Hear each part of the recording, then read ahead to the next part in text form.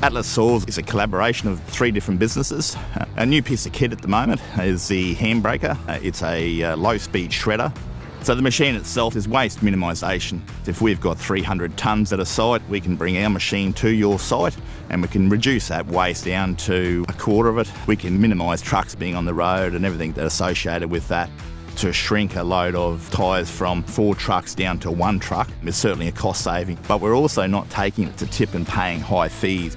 We can crush concrete down to a 0-60 final product. That concrete can be used for retaining walls, drainage rock and that type of thing. So that waste is really a resource, not a waste. The organic materials, essentially when there's a lot of land clearing and that type of thing, it can have rocks, it can have dirt, it can have all different inputs that typically can't go through a mulcher or a tub grinder.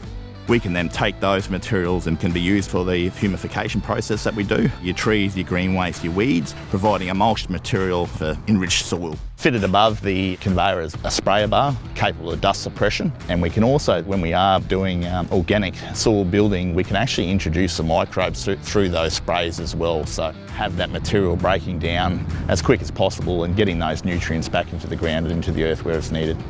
The unit itself has an overboard magnet that's installed above the outlet conveyor, pulling your metal objects, taking that through the conveyor, and typically you'd have a hopper bin placed underneath to be able to get those materials. Crushing concrete, for instance, and it'll actually take rebar up to 16 mil and take that product out.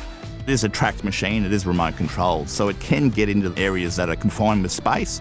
We're quite excited to take this machine off site, where traditional thinking, I guess, is slowly shifting to a more sustainable type of thinking and minimise the amount of trucks and create that circular economy.